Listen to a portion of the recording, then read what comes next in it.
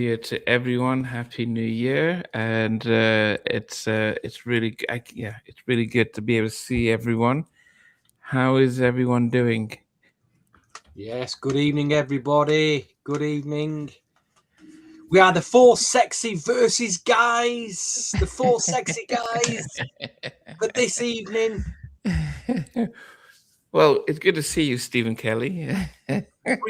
Bringing sexy back. Bringing sexy back with I'll Be Sure tonight. Yeah. Goodness. So, VJ, people might say your background looks a little bit different from what we've normally seen you over the past 18 months, but you are not having a sauna while doing a broadcast. Yeah, I'm in a sauna right now. I just thought I'd mix it up and be in a sauna. No, I'm. This is my old bedroom at my mum's house, and she's moving house on Saturday, so I'm staying with her. So, yeah, these are my old cupboards. So you're in my old bedroom. And Andrew, how have you been, sir? I've been really good. Super looking forward to some time on the 30th of this month. The new edition will be performing here in Las Vegas. And on the 14th, Diana Ross will be performing. So that's a Valentine's Day date. And then finally, Bruno Mars will be kicking off his new tour at Allegiant Stadium here in Vegas. So it's a lot of shows happening, man. And I already got to watch that concert budget because, man. But anyway, I'm excited for the start of the new year. So I'm doing great. Goodness. That's one of the benefits of living in Vegas. Everything happens in Vegas. Yeah, one of the reasons I moved here. So Mr. Savagnon, welcome. Good evening. G21, good evening as well. Yes. Jez? Is that Jez? Okay, yes, okay. He's a DJ Manchester. Okay, DJ Jez. So if anyone's looking for a DJ, hip hop DJ in Manchester, please go and check out Jez Miley. He's eager for some hip hop DJ work, and he's really good. I can vouch for him. Okay, good stuff. Yes. All right. And Stevie, Vinyl Search Hero. So, I'll Be Sure's Sexy Verses album. What did we make of this album? Hello, Helpful. Hey, music tips and reviews. Vijay, I'll start with you. What did you make of I'll Be Sure's third album on Warner Brothers? I think it was his last on Warner Brothers. I think for me, as per my age, this was the one that I really dug it. I was really into this album because the timing, 1992, kind of fitted me being in college, that kind of era. And yeah, it was a great album. I think the others were a little bit, I was too young to have processed, little bit too young. I was still listening to it, but this is when it really hit. And there's not a bad track on this album. Not one, not a single bad track on this album. So I love it. Okay. But Benson's Father Christmas. We will still have Randy Jackson and the Gypsies. Yes, we'll look into that. And Mac as well, and Paul Hampton. Welcome, Stevie. What did you make of I'll Be Sure's Sexy Verses? Tell you what, Benson's, with all these super chats you keep sending, the halftime chat, we're going to have to do that Randy and the Gypsies album. Definitely. Who else has joined? M Mac is here. Paul Hampton's here. Theo Terrell's here. Thank you all for joining us. It occurred to me the other day, not just this album, but what a 3-album run he did from 88 to 92. I mean, we go on about Bobby Brown and Aaron Hall as the new Jack Swing stars, but these were 3 really, really solid albums, weren't they? And they all had big new Jack Swing tracks on them. You know, you got Heart again. He kept that formula going of half it being ballads, half it being new Jack. I mean, this one, it was mixed up a bit, but I agree with what VJ said. It's pretty. I was listening to it the other day and I thought this is really, it's quite solid. I remember when I first heard it at the time, some of the up tempos I weren't too sure about, but now I've really listened to it. It is a very solid album. I struggle to rate this, to be quite honest. I knew what my number one was, as I always do. But from a top 5 of the others, I was like, oh, this is so difficult. I could put any tracks here, really, because that, you know, really enjoy it. And there's a good mix of producers on here as well. First time we're hearing Kevin Dean. Yeah, this is early Kevin Dean, man. Early Kevin Dean. Wow. Yeah. Howie T. We've got Howie T as well on here. So, yeah, good. Really good. What about you, Knight? What did you make of it? Ginormous fan, and I really can't wait to get into this one, because back when it came out, I just felt like it was like Albie Shore's like big push, you know, to kind of like influence the R&B landscape. But what's really funny is that music was changing so fast at that point that you could put out a song and then you had to drop a remix just to like keep up with where the sound was going. So I call it a sprawling tapestry of sound. It's like 73 minutes. It's long. And, you know, to this day, it's my most listened to Albie album. And I'm just excited to, I'm excited to talk about it, because I didn't know, I'll keep it real, in AMD. I actually listened to some of your old podcasts with like Kyle West, as well as Kyle West and Albie, just to see like what I could drop in for this one. And it was when I heard you, not to tell your business, but like when I heard you say that was your favorite album too, I'm like, man, I'm with brothers, man. Because everyone talks about, I feel like until this podcast and until this group, I heard about Sexy Versus the Least, and on Apple Music, you can't even listen to it. I had to go get YouTube Music just to like listen to the album and stream. I have it on CD, but I don't do CDs anymore. And so I had to get a whole new platform just to hear it, because you'll have the first album, the second album, but not the third. There's no love for it, I guess, institutionally. But in here, we know what's up. Yeah, no, definitely. There's so many people have joined in. So Dio and our good old friend Colin, Hopeful, and Baseline G, everyone as you're coming in, just say hello. We're watching and seeing, so nothing's getting missed. This has always been, because I moved to the States in '92 and the album just came out, and I always remember the video of Natalie. So when I hear the song, it just always evokes the memories of having the CD. And but I was, at the time, I didn't understand why it wasn't commercially successful. But I guess listening to it now, it's the same issue that happened with Ralph. The falsetto singers, and Al Jabbar suffered this as well. We had moved on from that. We had it was the big Aaron Hall and the R. Kelly voices, and the Dino from H-Town. It was Jodeci. So all of a sudden, radio and Coco, they were going for that type of voice. And so what Albert Shaw was delivering, as good as it was like they just moved quickly, and it was like, wow. And so I'm listening to songs, and I'm thinking, oh goodness, he could have gone in a different direction. There's certain songs I listened to with I think Kevin Dean did some of the production. I thought, actually, if he had done this direction, it would have taken the album in a different way and might have found a bit different audience. But we will go through it as we go through the songs. Now, I had invited Albie Shaw, so if he does join us, don't be surprised but I'm sure he's watching. But I did give him the details, so and asked him to stop on by, and so I'm always hopeful that he's listening. Albie Shaw, if you're watching, we're waiting. Okay, we're waiting. We're anticipating your arrival. Please join us later on. Stevie sounding scary there. Okay, but I mean, I don't know how it was in the UK, VJ and Stevie, with this album. Did it get as much love at the time? I think limited love. I think there were the singles, obviously, and they were available in all the regular record stores that we would have gone to. But you wouldn't hear these songs in clubs. I can't think of one song off this album that was played in a club. I've never heard, unless it was one of the parties that we put on. I've never heard this in 1992. This just wasn't the case. Yeah. Right, Stevie? There was Did you hear anything in the clubs? I've noticed, right, this is a German pressing. There was no, his other two albums got vinyl pressings. There was no vinyl LP pressing on this. I'm just thinking with Record Store Day, could we somehow persuade Warner Brothers to press up, say, 1,000 copies first time on vinyl? Would it sell?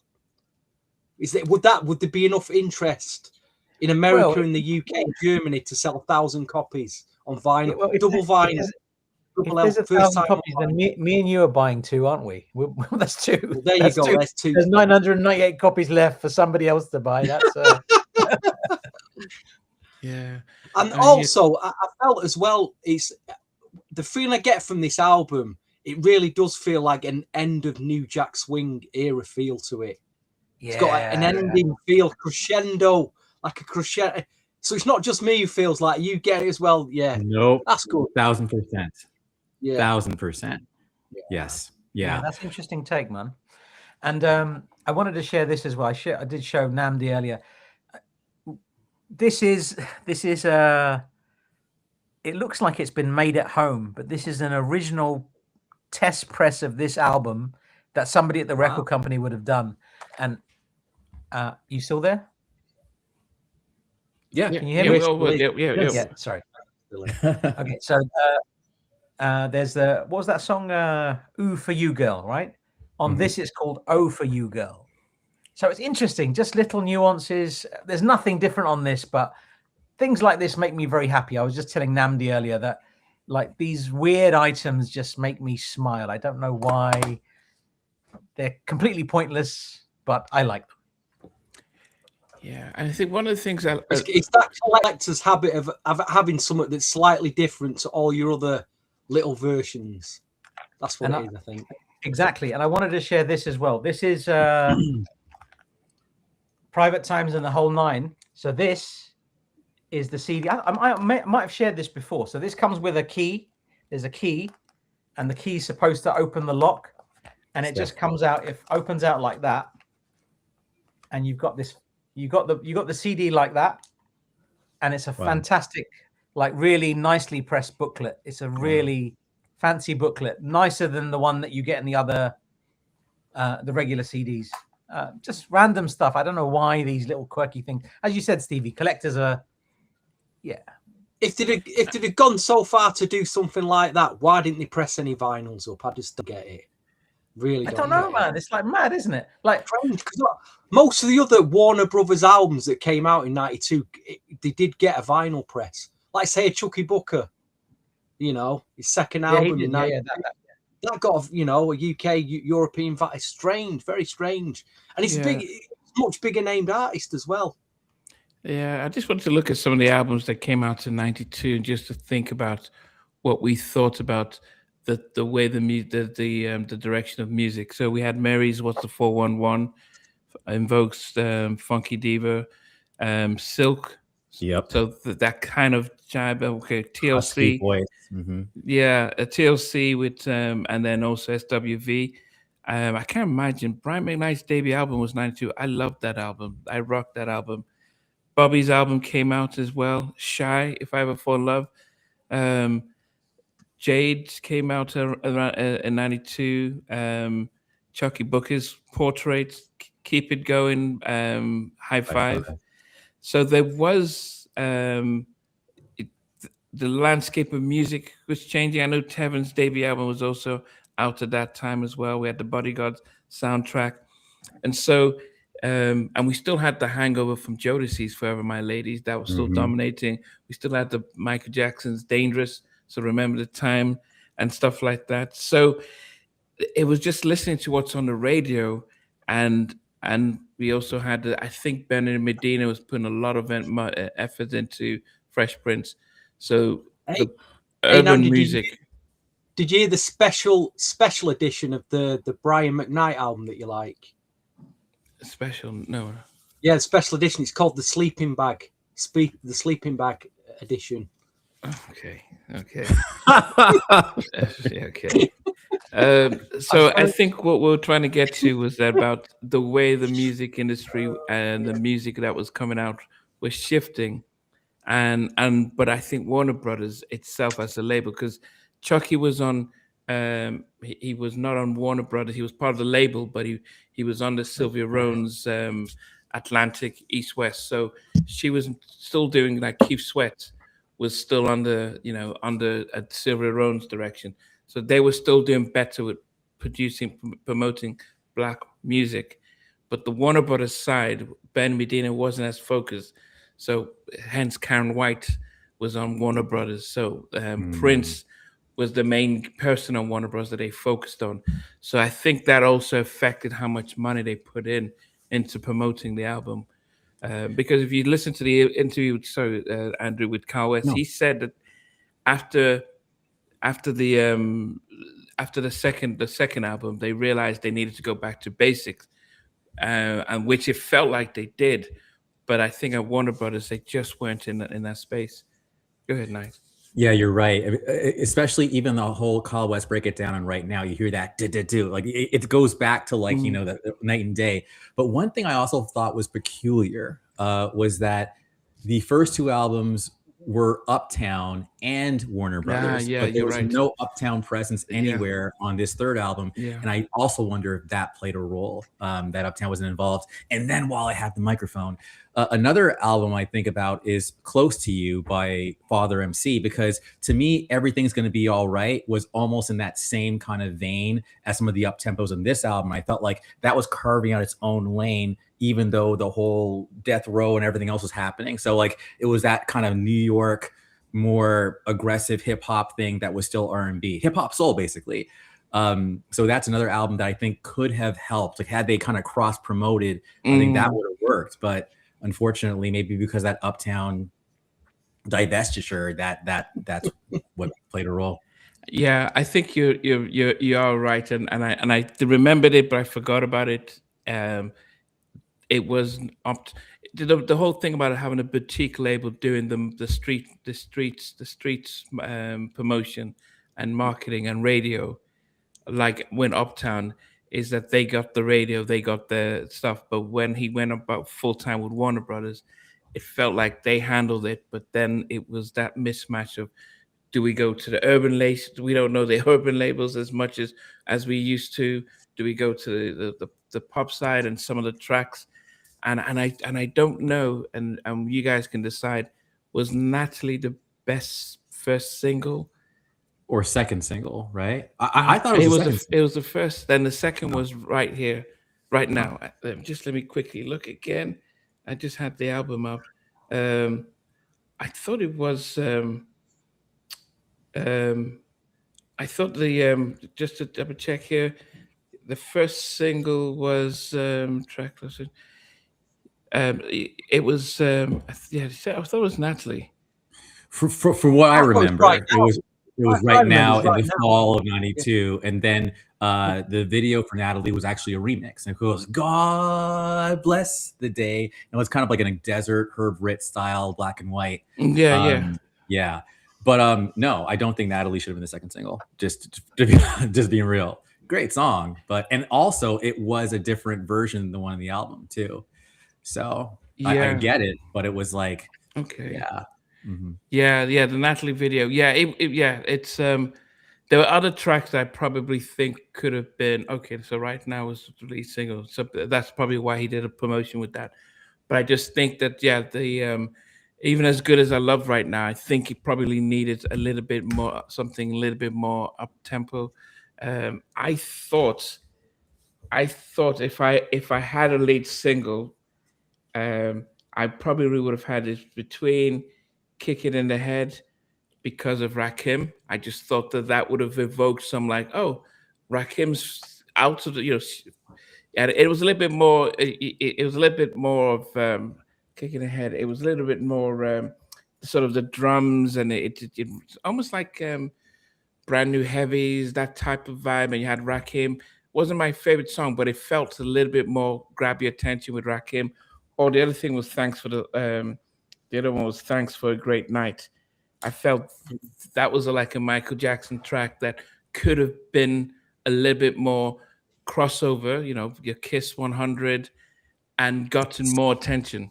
Sorry, it's so funny like you're saying those two tracks, because first of all, those are the only two ones that Kevin Dean, I think, is it Kevin Dean was involved in? Yeah. Yeah, and I so when I jump on this podcast, and Stevie and Vidra, of course, are like, y'all are collectors. So yeah, it's early Kevin Dean, and I'm just like, who that? Who? I mean, I never heard of Kevin I- Dean until I noticed, like, preparing for this show. So it's just funny you say that, because I absolutely noticed those tracks too, and I would say that Kick in the Head to me would have fit in with that whole everything's going to be all right. You could actually almost have like the same video set in black, you know, like dark, you know, like it's nighttime, you know, cobblestone pavement, combat boots, just that whole Jodeci hip hop soul thing going on. And again, it's Rakim. Come Yeah.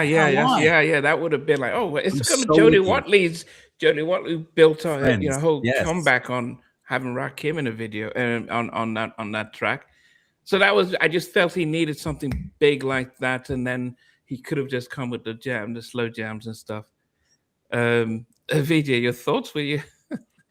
I was going to say something earlier. The moment's gone. I was going to say, you know, about this album. I was going to say the fact that they pressed this in the way that they did, and I think Bashir and the Juju Man have just said that they've got different colors. And I know they mentioned burgundy and brown and black, and I know there's a red cover of this. I mean, how many different colors of that did they have? They must have had a budget for the album before Sexy Verses. Oh yes, I noticed. For Sexy Diana Verses, Ross is on there.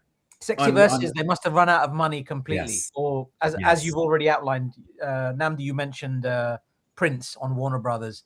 You guys also mentioned moving away from Uptown. There's no Uptown connection on this, which is very odd, other than the producers and whatever else. But Yeah. the label itself is strictly Warner Brothers.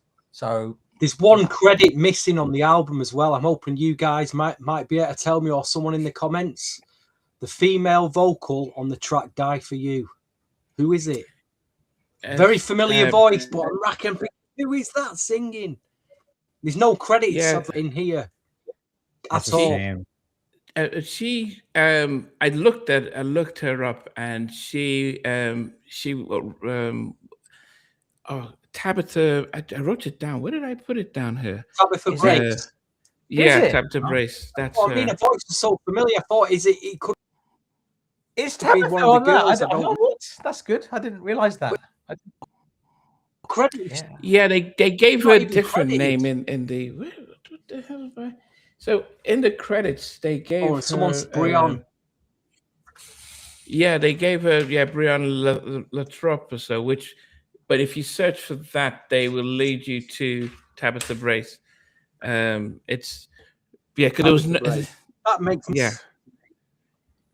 Yeah. The other person she was singing on the first album, wasn't she? She was singing on the first album. And probably the second album, if I look at it. Oh, what track? Die for You. No. Which no, you said she was singing on the on the first album. It's one of the up tempos. It's one of the up tempos near the end of the album on the first album. Okay. Yeah, it's AK Tabitha Brace. But But anyway. Yeah, well, definitely we could start going into so our top 10. So good that we've got 3 albums. Oh, she did a lot of background singing. And actually if she's in any of my top 10, if the song is in my top 10, I will give my opinion on Die for You. But yeah, the fact is what we're gonna do for those who are just joining us for the first time, we are going to go from 10 down to 1. And I know there are 13 tracks on the album, but what will happen is that it helps us keep the mystery of what our favorite track on the album is. So starting from and then so you guys, as we start at 10, you guys think you're 10, then we'll all go around down to number 1. And when we get to number 1, we will sort of count down to what we have. I have my stuff on the playlist. So at number 10 for me, even though I mentioned that I think this should have been this could have been one of the first singles. Thanks for a Great Time Last Night. There was a lot of, it reminded me, I mean, I'm listening to it and I don't know who Kevin Dean is, and you guys can explain who he is, but I get I felt like this was a track that Michael could have sang.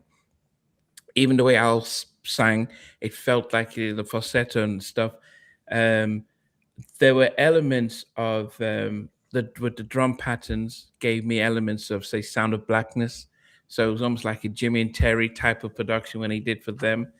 Um, there was a part when he was singing "Give It Here, Don't Say Nothing." And I remember, if you remember, Keith Sweat's "Your Love Part 2," the instrumentals with Teddy saying "Give It Here," and I don't know if they're sampling a particular track, but I was just hearing that. Okay. It's my gosh, I Gotcha by Joe Tex. Just give it here, don't say no. That's okay. Yeah. So I said, okay, that's the stuff. Yeah, Your Love, yeah. But so that was but even though I have it at number 10, I still said that this could have been one of the Michael Jackson, Mr. Villon. It was Michael Jackson. I was saying, even though I had it at number 10, I felt like either this one or Kick in the Head would have been a lot more radio friendly at 92. For I'll Be Sure to really go through. So that was at number 10 for me. Is Thanks for a Great Time Last Night. Nice. That's a great choice. I mean, there's and I mean this is very rare, I think, where we can say that there's not a bad track on this album, and that's my personal opinion. Mm-hmm. So fantastic choice, Namdi. For me, number 10, Howie T production. It's Papes in the End. It's a nice track. I like it. It just, if you're going out, it's probably a good song to have in your playlist. I think maybe. I like it. Okay. Howie T, Papes in the End. Okay. Stevie, what's number 10 for you? Right, Miss Swabion is confirming, because we want to get this right, don't we? It's confirming that Brion, and I'm going to go on Discogs because I want to know who this girl is. Was she in a girl group? Because her voice is so familiar. I need to know who this girl is. Brion Lathorpe.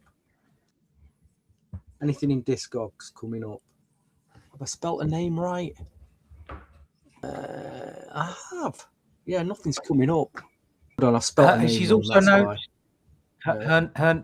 She's also Brion Lathorpe is also known as Tabitha Brace, according to that was the Tabitha Brace. Yeah. Okay, cool.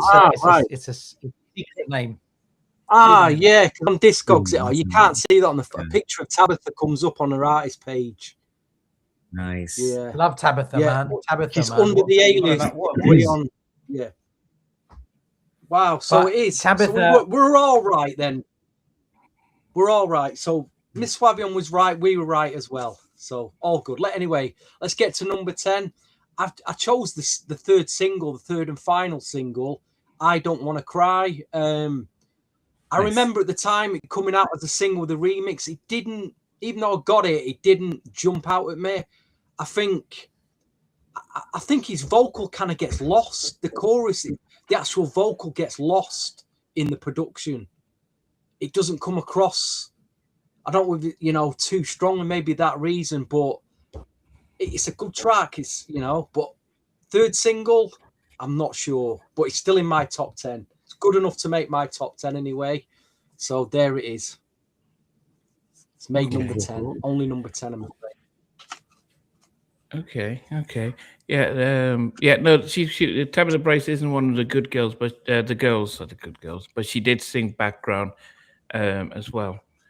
Yeah. And Tabitha Brace used to also be in a group called Key West. On Uptown.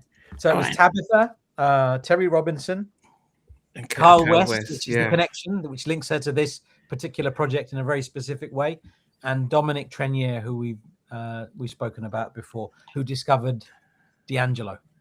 Okay, I need to listen to the Carl West and then find out what he said about why the group didn't succeed. Okay, yeah, we will get to Kilmar Griffin from Three Boys from Newark, who added something different to the album. Andrew, what did we go to Newark? Did we go to Newark, BJ? Andrew went to Newark, didn't we? Did we go to Newark, New Jersey? We did. Yes, We've been Newark, to New Newark. Jersey. We did. That's where the what's it called? The arena is, the Prudential Center, to see the Rockefellers. Yeah, we were in We've been to Newark. Newark. We were three boys in Newark. We were indeed. I'm so witty. Speaking of witty, I'm just doing this now because I've always loved this. And if Albie Shore shows up, I'm not doing it. But because he's not here yet, or isn't here, period, I just got to do this because I love this line. Some of you guys might remember this. And then I'll go into my top 10. And then I want to read your mind, know your deepest feelings. I want to make it right for you. Let me show you. Let me share the mystery. Oh, come on, come on, come on, come on. Listen to your heart tonight. Yeah, yeah. I just loved when Albie did that on Secret Garden, and Michael Jackson, of course, was supposed to do that part, but Albie killed it. So anyway, Albie, if you're out there and you're listening, I hope you were honored by that. But I always loved that verse. All right, now my heart starts pounding. You did well there. You really hit them notes there. You really hit them notes there, Knight. You really hit them. Thank you. Thank you. I just love that. You have no idea. You do have the idea now. All right. So number 10 for me is Channel J from Private Times. And it was reworked into See the Lady. And that's some early Devante happening there. And yeah, there isn't a bad, well, for me, a not so good song on the album that I always skip. You'll find out later. But everything else is just fire. So See the Lady, even though it's number 10, come on, dude. I would not hit skip. No way. You think anyway, they did the remake of that from Channel J to See the Lady now? Is it that he loved, and I probably should have asked Kyle, but well, he only worked on the See the Lady while Devante did the original. But why do you guys think he put it back on? I think because it should have been a single off the first on that second album. I think Channel J is very good. Again, another great album. I mean, how many good songs have you got on that second album? So Channel J was a great track, and I think they, sometimes a song just resonates. They think we want to keep this alive, so they did it again. And See the Lady could easily have been like very, very high on my list. Fantastic track. Okay, not a problem. Up to number 9. Number 9 for me. Yeah. So as I said, if I think of this album, there's always one song that sort of becomes that defines the album for me. I see the album, I heard this song, and that's Natalie. And it was on heavy rotation on BT in 92 when I moved to the States. And so and that's actually the song that got me to buy the album, hearing it. But I think listening to all the other songs, and also the fact that there was a mismatch between the videos, the one on the video, the one on the album, and the talking, it just doesn't flow as it probably should. And so Natalie becomes number 9 for me. I think that the plan was to put it on the Strictly Business soundtrack, but they didn't get it down on time. But I just didn't, and I thought, if they could have done it, I didn't think it needed to be one of the first 2 singles. I just didn't think it was, it was going to grab radio at the same way it would have if it come out a year earlier. So Natalie's at number 9 for me. Wow. You didn't feel it flowed like it should. Yeah, but it evokes memories. I listen to it and I see the album, and it's always the first song that comes to mind. But when I've listened to the album recently, over the past couple of weeks, there are other songs that actually evoke stronger feelings for me. Wow. But yes, but it's a beautiful track. It's not a bad track. It's just that I have other songs that I would probably play a lot more today.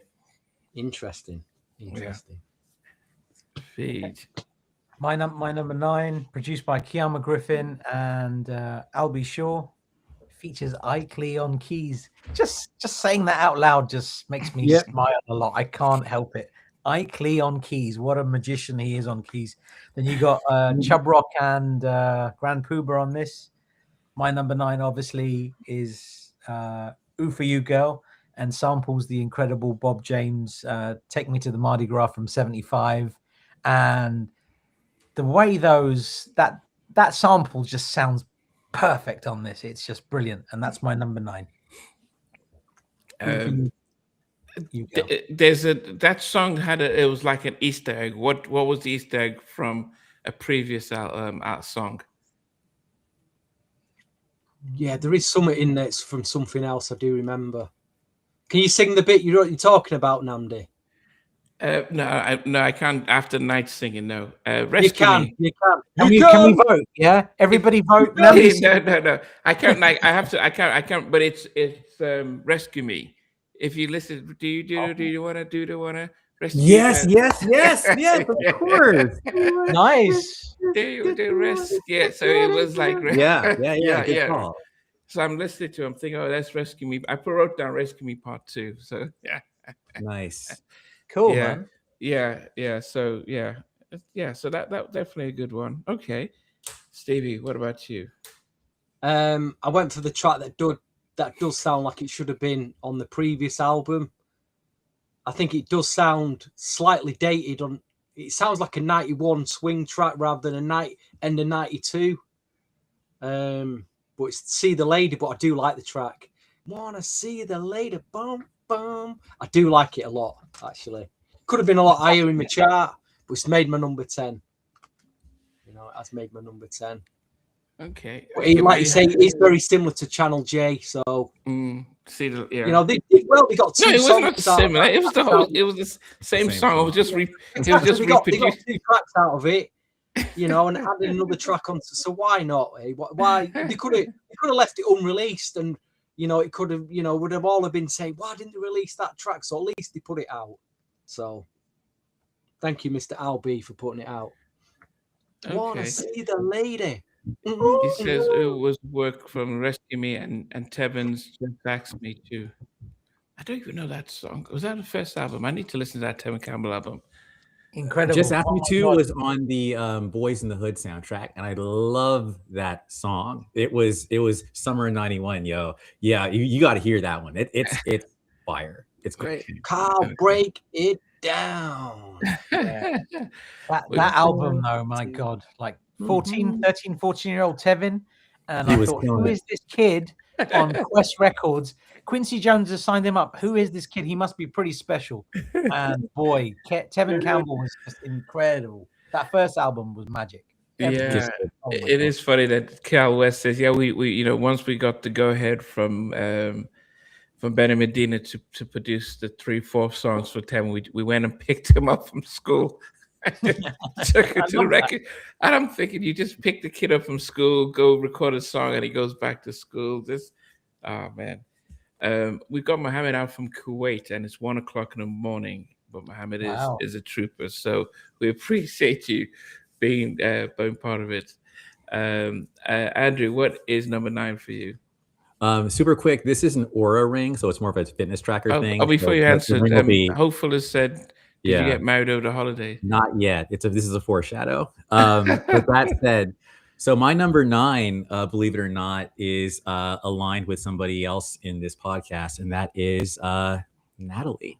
So even though Natalie is one of the like trademark tracks on the album, it to me is also it's also no, Stevie is so disappointed. No, it's just a number 9, man. I'm sorry. And also really quick factoid: the Boys did a similar thing. They had a song called "Funny" on the second album, and then on The Saga Must Continue, they have Funny 92. So it's crazy how both Al B and the Boys like took a song from the previous album and remixed it for like a newer audience. But I guess in both cases, they didn't end up singles. But I still like both. I like all 4. I like all 4 tracks. So anyway.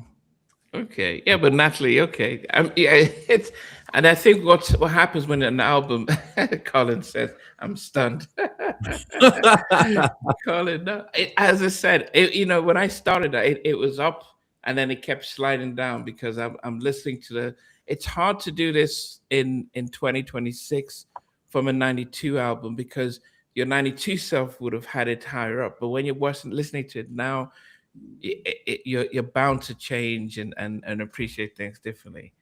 Number 8 for me is another single that I listened to, and I thought at the time I didn't remember the feature on this album, but then what did I write down here? Um, I wrote down that I love the drums on this. And I didn't and I recognized that. But so Kevin Dean, from to those of us who don't know him, what kind of stuff has he done? Thank you. Lade. He's worked with Lade, if you know them. He Mm. was heavy on the production during Andre Harrell's Motown era, so Okay. 96, that around that time. He's a massive Beatles fan. I have long conversations with him about the Beatles, or I have in the past. Did you do some on Mary J? Any Mary J mixes, or? I'm pretty sure he did. Something. I'm pretty sure he did. Sure It would he's make done sense a for him Mary- to. Yeah, Kevin Dean's done a lot of stuff though. He's Yes. I remember seeing his Okay. name a lot around. And the reason I say that because there was something very distinctive about his production, especially the drums. And in a way that I was thinking that this album it was almost like, what direction are we going to? Because in '92 you had the Sounds of Blackness type of sound, Brand New Heavies, that type of sound, which this Kevin Dean guy did well on 3 of the tracks he did work with Al. And I thought if you went in that direction, you have a different market. But it was almost like they weren't too sure. But for number 8 for me, I had Kick in the Head, which I thought it could have been between that and Thanks for the Great Time Last Night. Could have been a lead single. Would have just said, "Oh goodness, Rakim." It was really, and then you can do remixes to it. But the original track, I felt, would have grabbed a lot of attention. Would have great video with Rakim in it. Would have done really well. So Kick in the Head at number 8 for me. Kick in the great choice.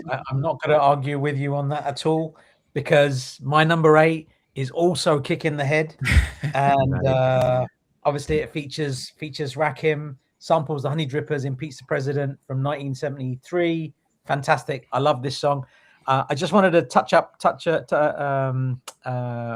carry on what you were saying about Kevin Dean. Just a couple of tracks that he did. He did Can't Have My Man with Alison Williams. Let's Get Right off Christopher Williams' Changes album. He did the song I've Been Waiting. I think that was Terry and Monica. Was that Terry and Monica off Poetic Justice?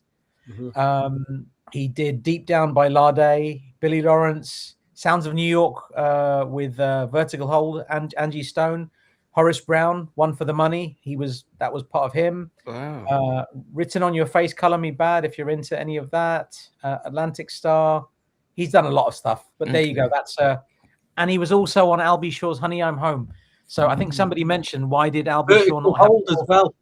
Vertical Hold, Angie Stone. Yeah, There you you go. mentioned Another it. big one. So that was Benson asked, why did he just have 3 albums? But that was 3 on Warner Brothers. But Honey, I'm Home was on the Hidden Beach. That was much later, though. I think. Yeah. As I think you guys touched upon it earlier. New Jack Swing was on its way out. I think Stevie, you might have mentioned it. So that was this album. And Al B. Shaw, if you think of Al B. Shaw, you think of him as Mr. New Jack. So I think this was maybe his time for a little while. And then he thought, you know what? 10 years after the fact, he thought, I'm going to drop another album, or whenever it was, whatever year that Honey I'm Home album was. But that track he did on Above the Rim was good because he made a little comeback, didn't he? Well, not a Still in comeback. Love. The Al Still in Green Love. remix. I'm not remix. That was a nice remake. track. Super. That was Yeah, a very nice nice, track. very nice. But we're thinking about 92. The Barbie album came out in 92. And would we then be thinking about which had the more radio-friendly tracks, or which album sort of made a bigger mark. You know, you remember they came out a month of each other in '88.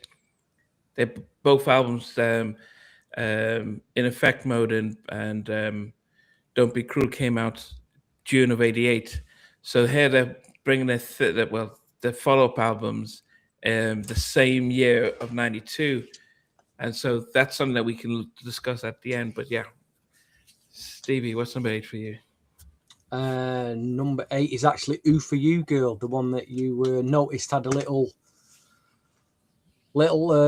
cameo. Rescue Me. Yeah. Easter egg of Rescue Me Part 2. Yeah. Yeah. Again, another track I really like. Could have been higher. I do listen to that a lot in the old headphones. So, good track, solid track for me. Okay, Andrew. I am loving the brain trust that is us. Beach, I've always called it the "Come and Talk to Me" beat. And now I know "Impeach the President." I've added it to my playlist. I effing love that beat. So thank good, you, bro. number one. That. So anyway, my number 8 is "I Don't Want to Cry." And I almost did the falsetto. But I was like, nah, let me pause. But no, it's a good song. It's just a good, solid song, you know. But it's number 8, and I never gets skipped. So that's all I got, man. I don't want to cry with you around. So yeah, I don't want to cry, but yeah. That's my number 7. I didn't. That's number 7 for me. What did I put in? I don't want to cry. I felt it was another track that I did put down. I put down Brand New Heavies. I felt that they were influenced by how Kevin Dean was doing his drums. I did say that it reminded me of a Jimmy Terry type of stuff that they were doing a little bit more, you know, a little as well. That's the other thing I put in there. Did it not have "Give It Here"? Don't say. Yeah. Give it to me. Ow! Like in the very beginning, and then the saxophone comes in. Yeah, I don't want to cry. Yeah. It's actually. That's why I said there were 4 tracks that did sound. That's Jimmy Terry Sound of Blackness-ish type of drum beat stuff, and I'm thinking you could have gone that direction, and then Warner Bros. Could have pushed it into a different market. Yeah. But then there were other tracks that were almost trying to capture a different audience, and I think without Benny Medina at the helm, it becomes quite a difficult album to push without Uptown being associated with it and hitting the radios and stuff. I gotta say something, Namdi. So one of my biggest frustrations ever was when I went and discovered back retroactively the Private Times and Whole Nine album, and I heard "So Special" for the first time. I was like, why was this not a single? What the?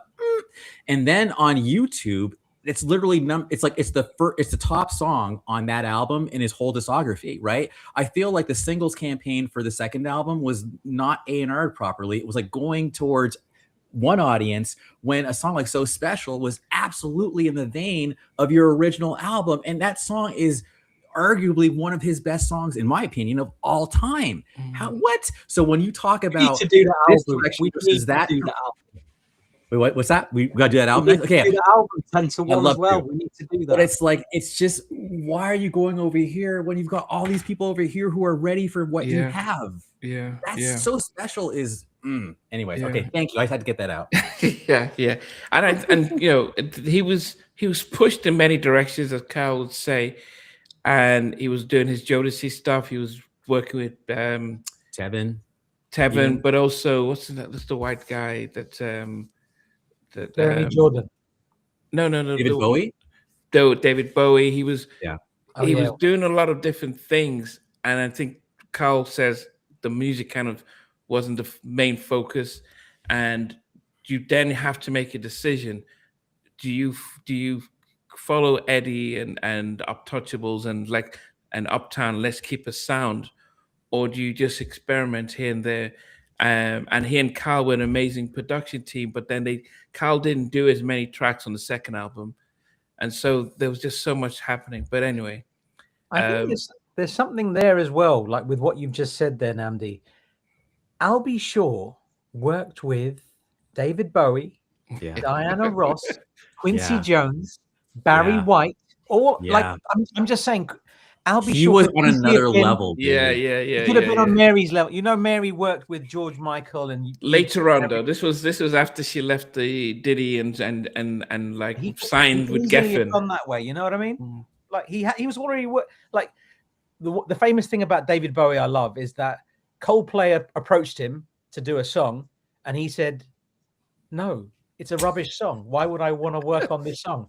But he wanted to work with Albie Shaw. Do you know what I Yeah. mean? So that says a lot about Albie Shaw. You know what I mean? Yeah, yeah, yeah, yeah. And the irony is, dare I say, that song that they did together wasn't very good, I'm afraid. Wasn't very Yeah, memorable. but you know, I'm just being yeah. honest. Wasn't very Yeah, memorable at all. yeah, yeah, The yeah. Diana Ross one was though. I that's one of the love strongest songs on the album. Yeah, yeah. No matter yeah. what you do. Oh my Yeah. god. Yeah.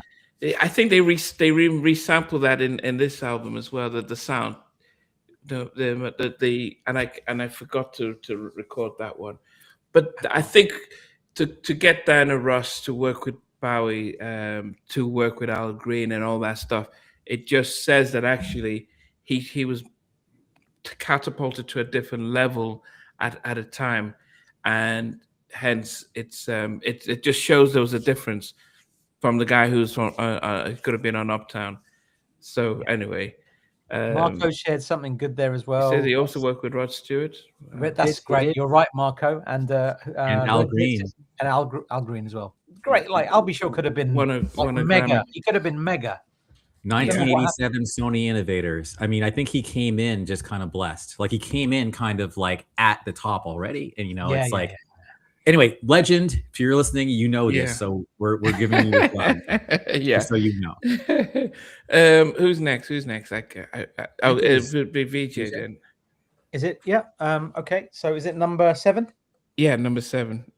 Number 7, mid-tempo banger for me, produced by Albie Shaw and Kevin Dean.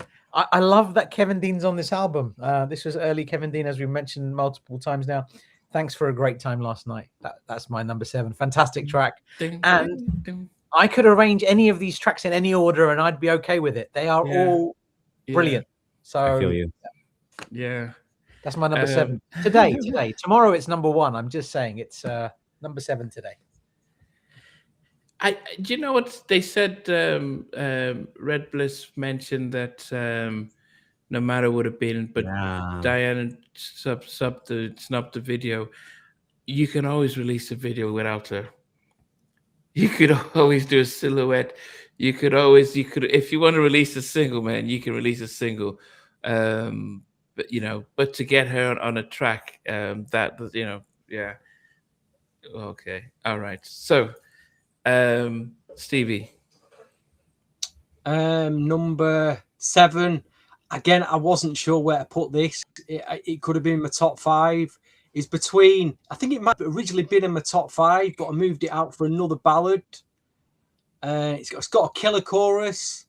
And I'm just thinking, was it something to do with a Jodeci track of the same title, You and I?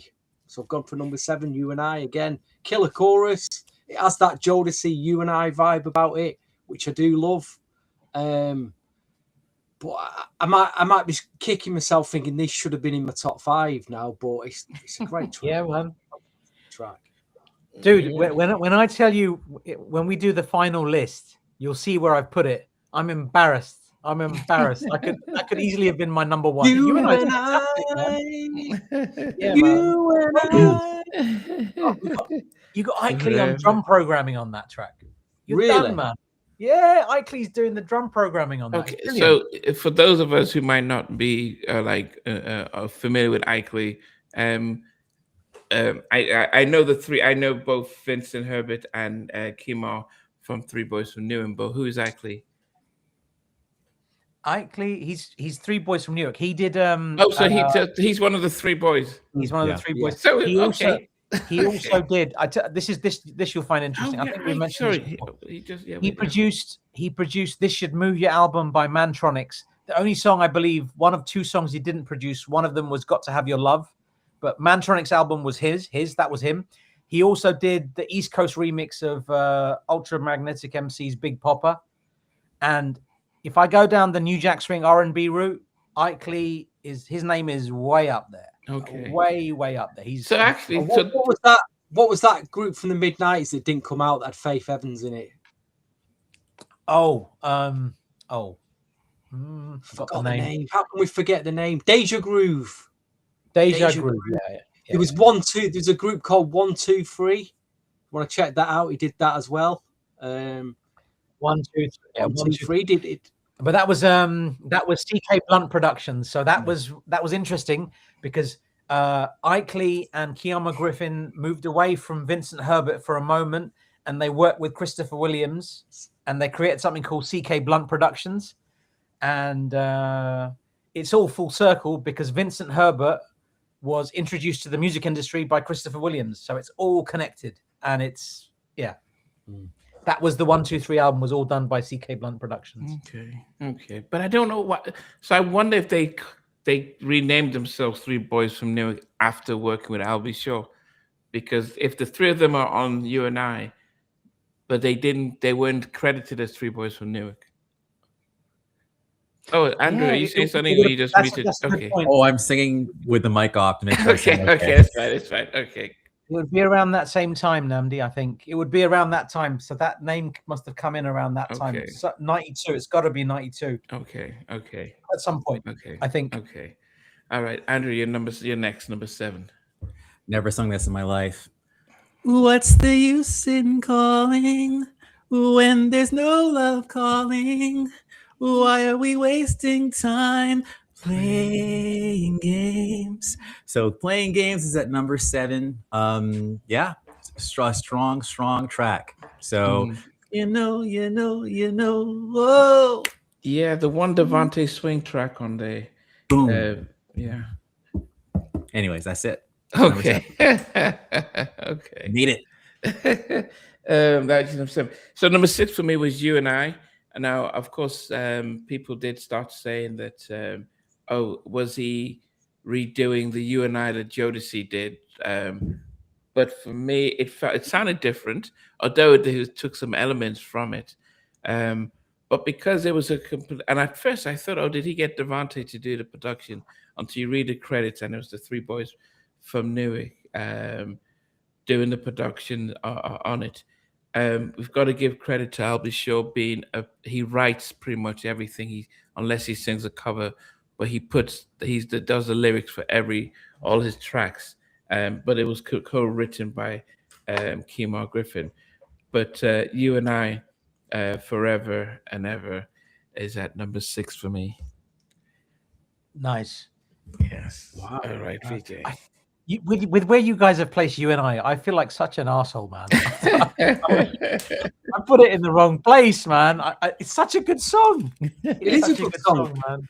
It is a good song. It's produced and anyway, my number 6, produced by Albie Shaw and Carl West. There was an incredible remix of this one. There's some incredible remixes of this. It's called This Is I Don't Want to Cry, the 3rd single. I bought this song and I was trying to get into it on the single, but at the time I wasn't vibing with it. But when I did, I didn't put that record down. It took me a little while to get into it because I bought it. And when I did, my God, those remixes are marvelous. I Don't Want to Cry is a great single. And yeah, that's my number 6. Wow. I don't know. Okay. There's a nice remix on there if you get a chance to listen to it by Albie Shaw and Timar. Timar, I thought was a lot of people thought was Timbaland, but Timar is a guy called Tim Rouse. I don't know what else he's done, but he's done 2 remixes for Albie Shaw on this album. Okay, Stevie, what's number 6 for you? The bizarrely titled Kick in the Head. Okay, a little bit higher up for you. Bum-ba-dum. Yeah, I like this track. It's higher than You and I, but again, it's a good.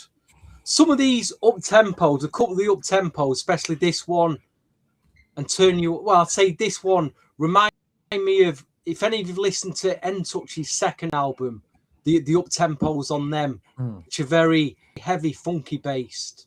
They kind of remind me as that as well. So yeah, number 6 is Kick in the Head for me. Okay. Kick in the head,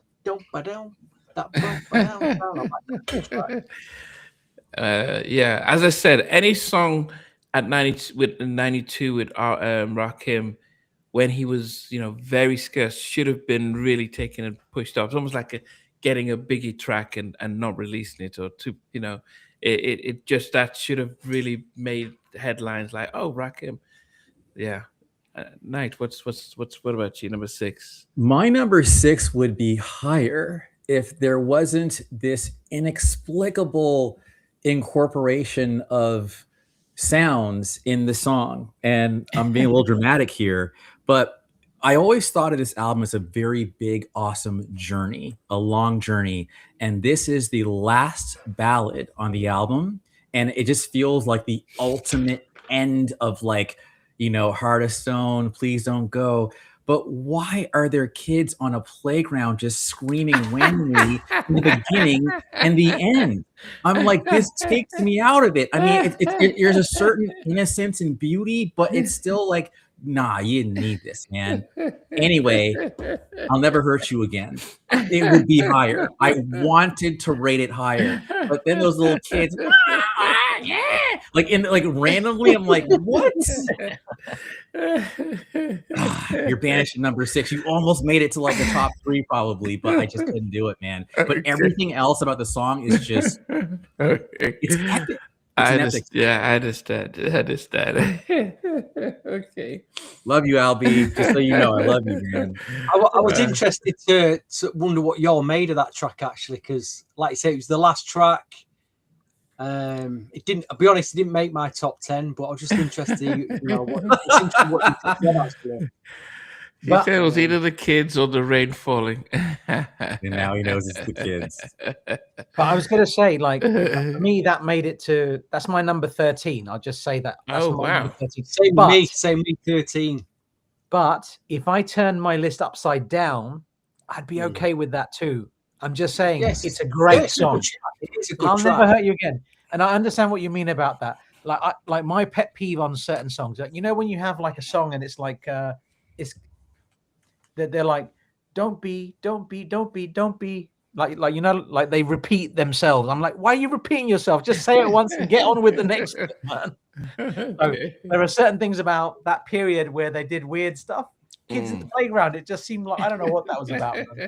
I think Namdi's got that one pretty high up, actually. I'm surprised that he's got that one very high up. He's smug, he's quiet, he's a bit quiet. It shouldn't surprise everyone. I would love to hear the Sexy Versus session that didn't make the cuts. Oh, yeah. My number 5 is, I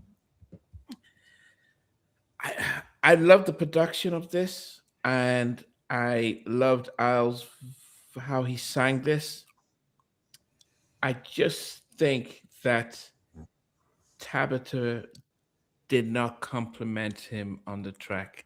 I felt in one way she made the track sound a lot current for 92, like urban, like think of an Escape. I'm listening to her sing and I'm thinking about Candy from Escape.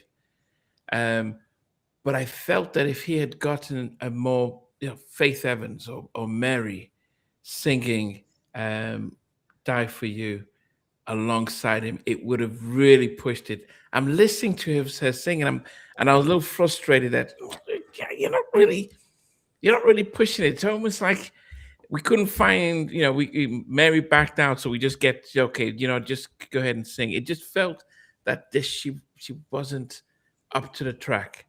She wasn't up for the production. Cal West, what did I put down here? I just said stronger vocals because I love the production, love the song, loved Albie showing it, but I just didn't think she carried the song. If she did, it would have been higher.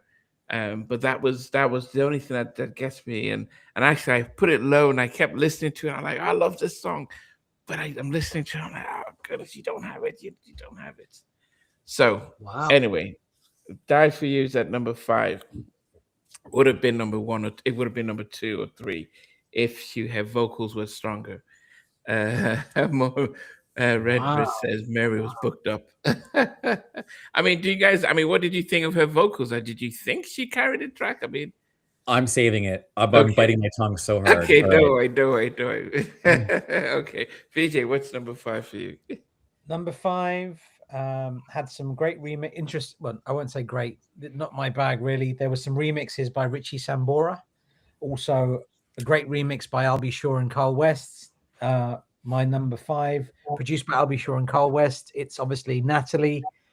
And interesting about this song, Halle Berry, when she came on the scene in '92, there must have been quite a buzz around her.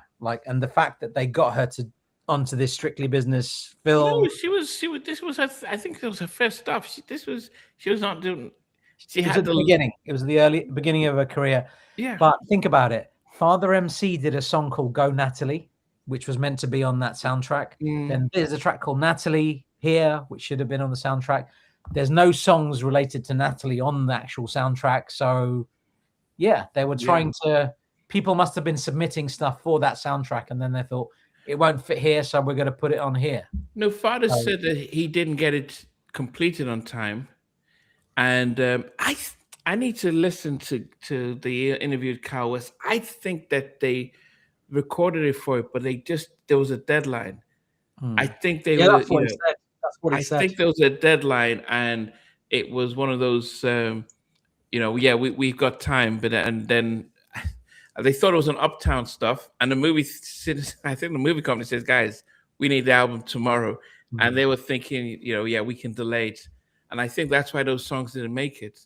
And I think it's the same with the Father MC track produced by he said if he didn't get it on time. Yeah, exactly the same thing. So Go Natalie's on the end of Close to You, and if you listen to Go Natalie, it's a very good song, but it doesn't really fit with the rest of the Close to You album, if that makes sense. It's just a little bit harder. It's a little bit more hip hop rather than that smooth R&B. DJ, how exciting was it when that soundtrack came out with the Jeff Red 12? Remember, I can remember it like it was tomorrow when I went in Manchester Underground Records and got the album in the racks with the hype sticker on. It's like this soundtrack with the Jodeci C track on, the Mary Day, Stephanie Mills.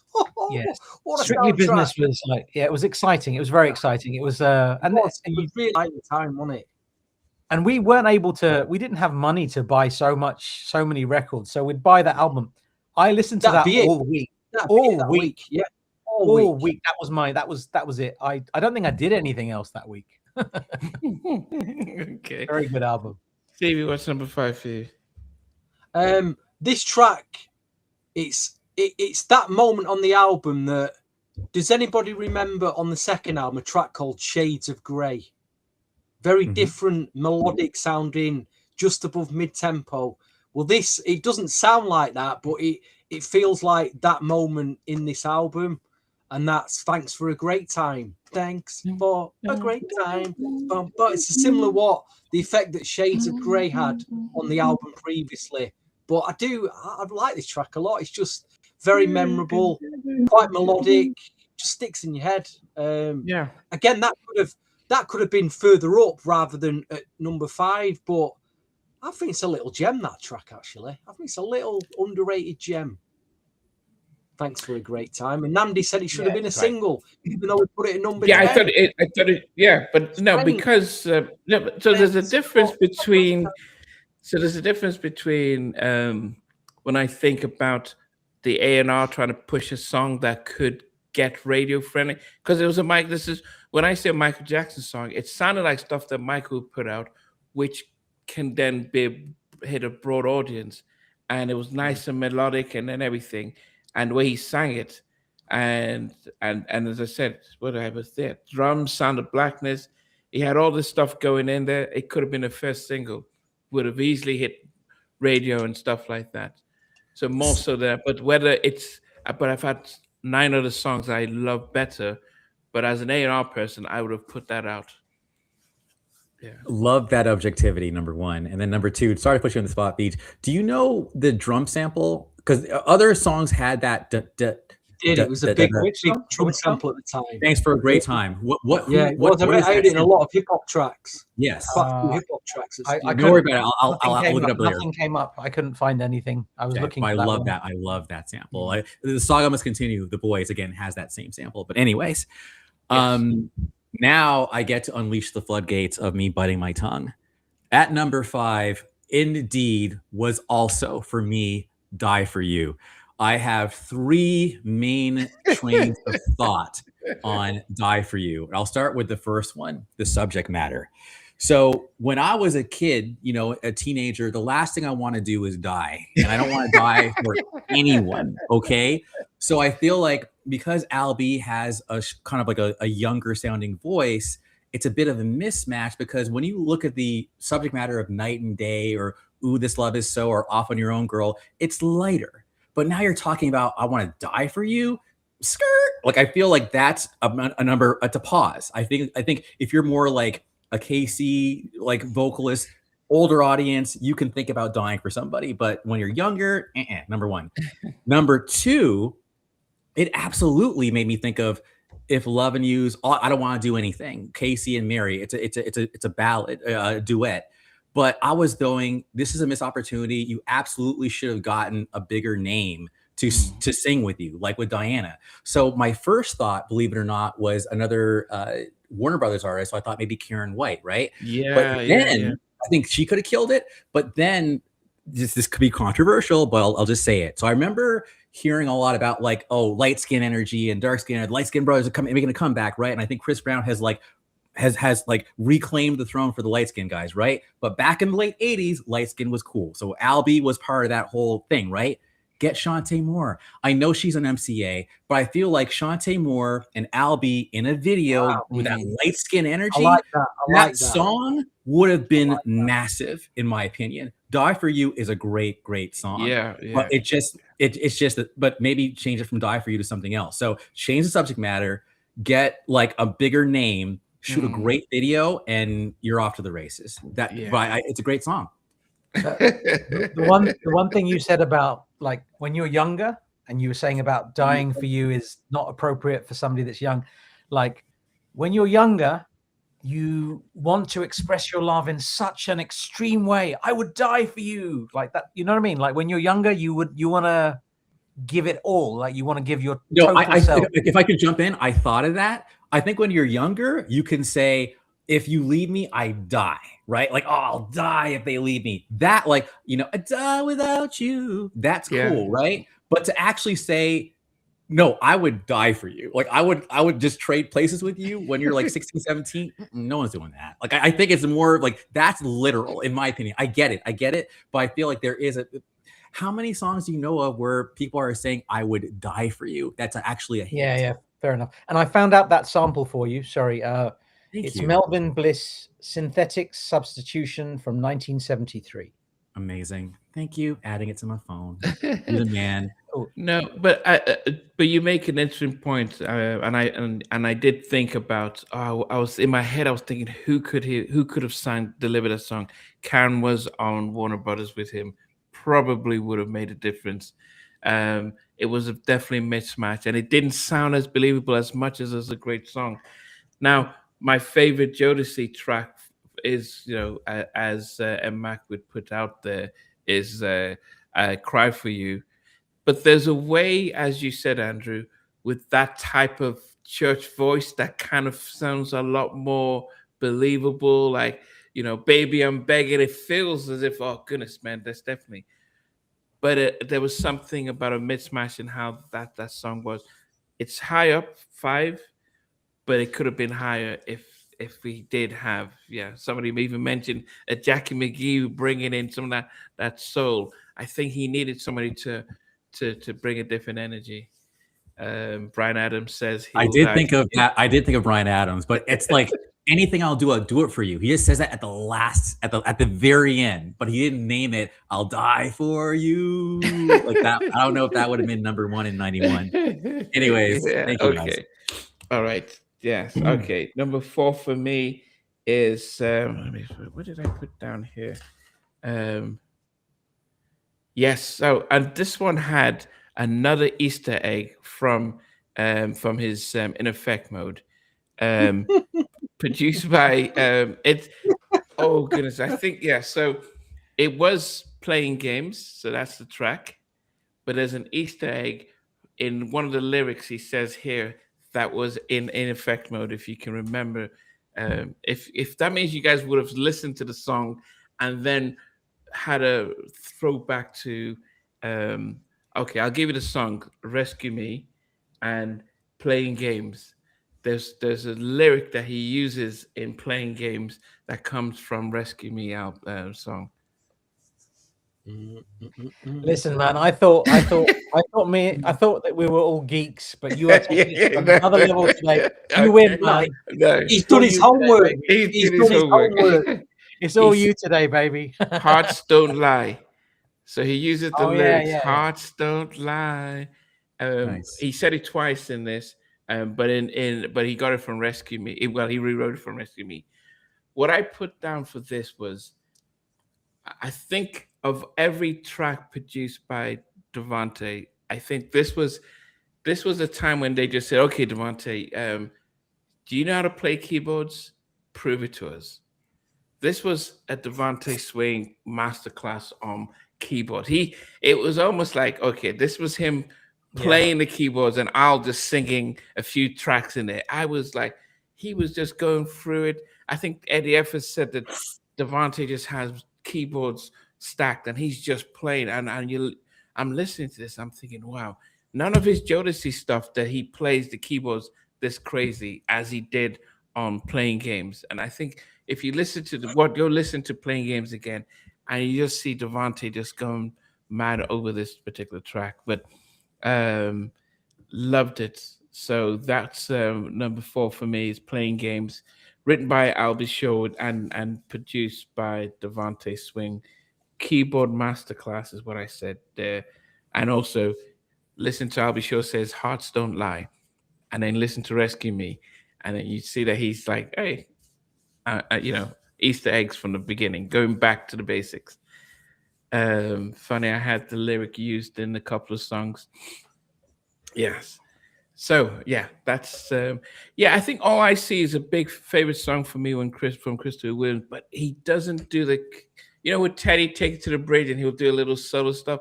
Devante was doing that throughout this stuff, and he was, it was almost like if he had a guitar and he was just doing one of those slash type of solo stuff throughout. It just felt like that with this. He just felt like he was just at another level. 2 minutes of Playing Games was fire.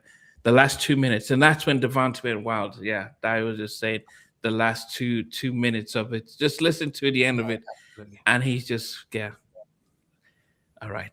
Oh, sorry. I'll just keep it off for a little bit. As Hopeful has said, I kind of take it off and bring it out, and people can't read. Yeah. I can't really top that, Namdi. He talks about death. We gotta live our lives and die. Why is everyone gonna die in this scenario? Yeah, but yeah.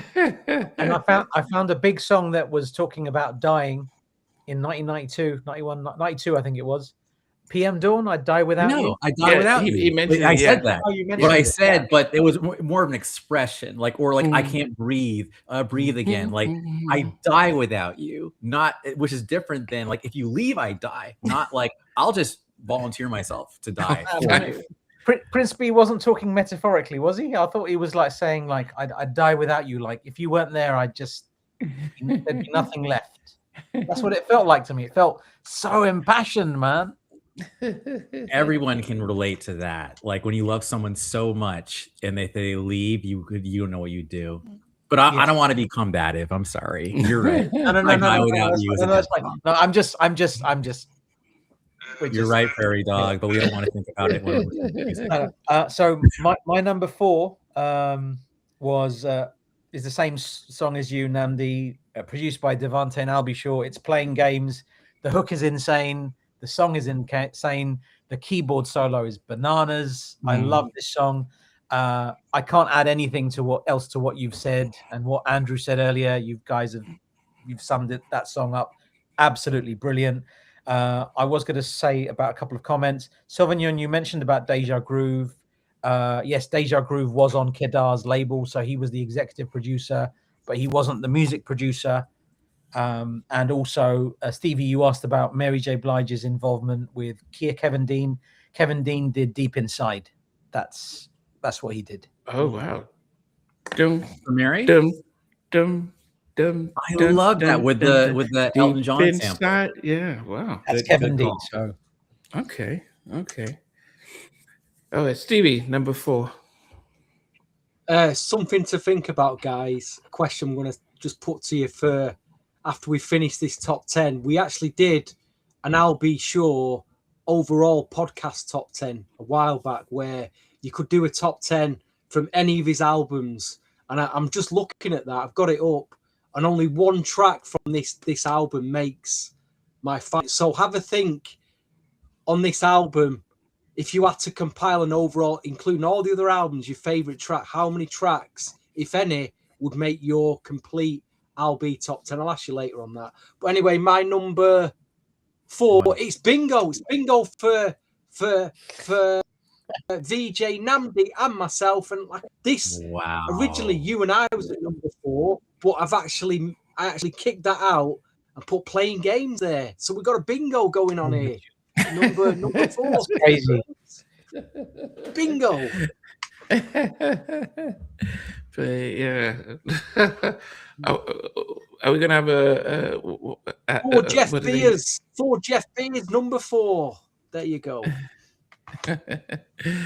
Andrew, what about you? What's number 4? Yeah, well, unfortunately, I had that one at number 7, but I'll keep it educational. So someone said that Class Act, that Kid and Play movie, to die is to have a sexual orgasm. Of course, in France, it's le petit mort, or little death. But I learned a term in life from the title of this song. And I like this song because of where it is on the album. It's perfectly sequenced after another jam. And there's a kind of like a boom, boom, boom, boom, boom, bass. And then all of a sudden there's these like different like beats. And all of a sudden it goes boom, boom. If I didn't love you, I wouldn't have turned you out. And if I didn't care, you know, without a doubt. You better tell him hit the road. Sorry. Turn around. Anyway, Turn You Out. That song is like, for me, absolutely number 4. I don't know if it would be a single, but I like that song. It's just catchy. It's why you chasing me? Why the hell you got a butter knife? Right? Like that was like is she gonna stab him with a butter knife? Anyways, I'm being totally random, but there's just something about that song that is just catchy to me. And yeah, baby, everything is just, if I can give a damn, you know, right now. Like I just love Turn You Out. So that's my number 4. Say You Didn't Know Me. And then like, is that, it sounds like he's imitating Slick Rick the whole time. I was like, is that Slick Rick on there or is he imitating him? Either way, love it. Slick is on there. He's featured. Okay, cool. Yeah, good. Yeah, you better tell him hit the road. So, yeah, there it is. But Easter egg. This is a remake from a song on In Effect Mode. In Effect Mode. You just sang it in the chorus. Oh, I did. Okay, if well, I'm not your lover.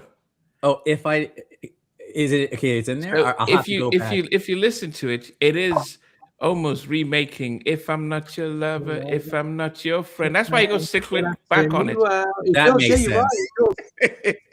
That makes sense. You did it with Slick Rick in the. But I literally did not know the term "turn somebody out" until that song. So now I know that if you want to just like literally like, I didn't know you could do that. Like you could actually go and just like do it so well that they're sprung on you now. Like that's power.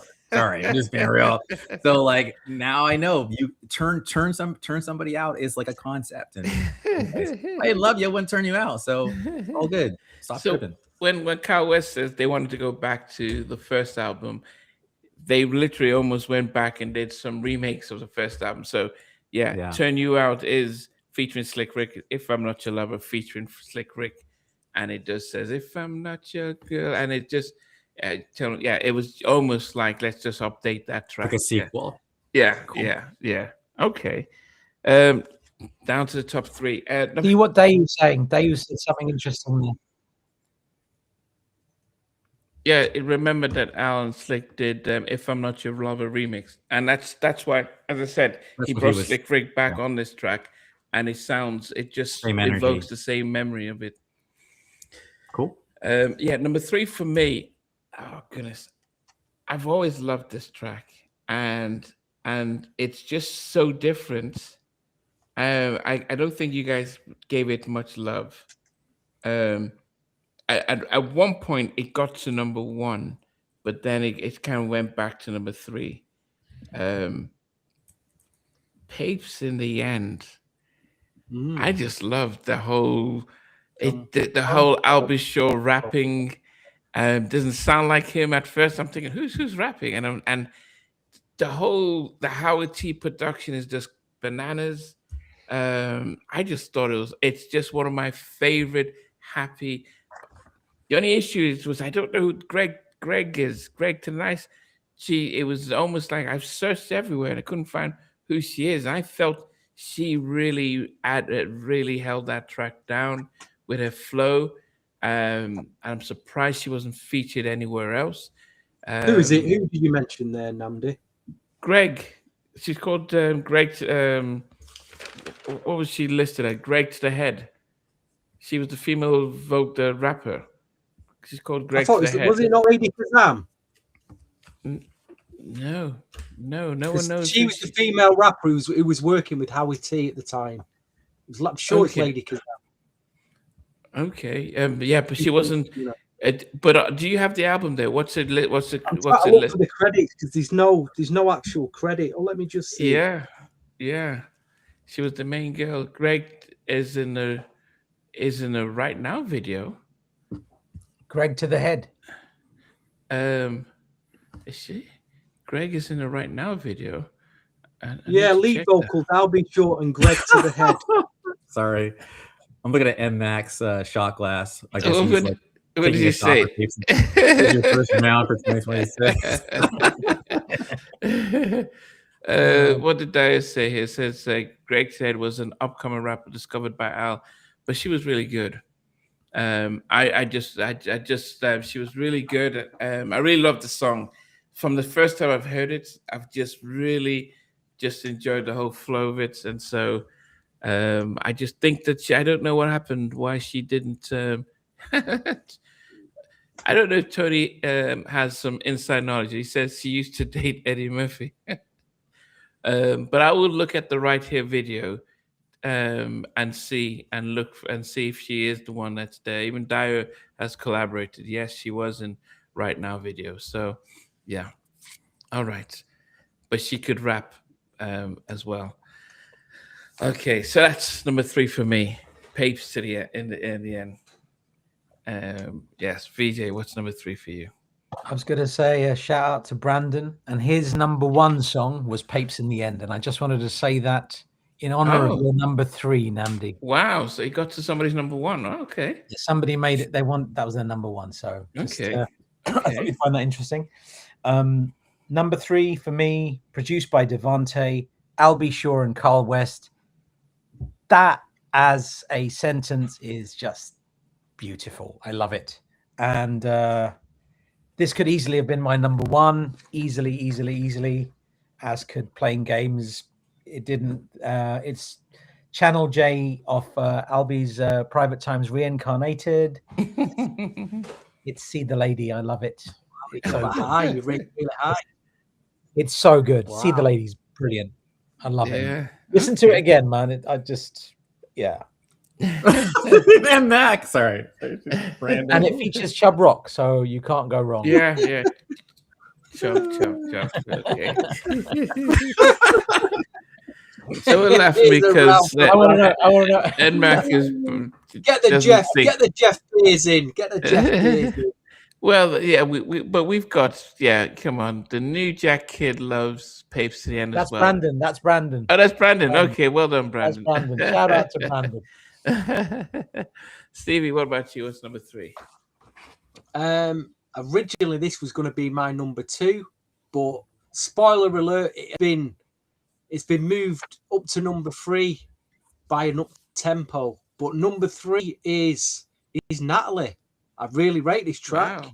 I just get lost, completely lost in this track. Da, da, da, da, da, da, da, da, da. Natalie. Oh, I love the production. Oh, amazing. I listened to it so much back then. But yeah.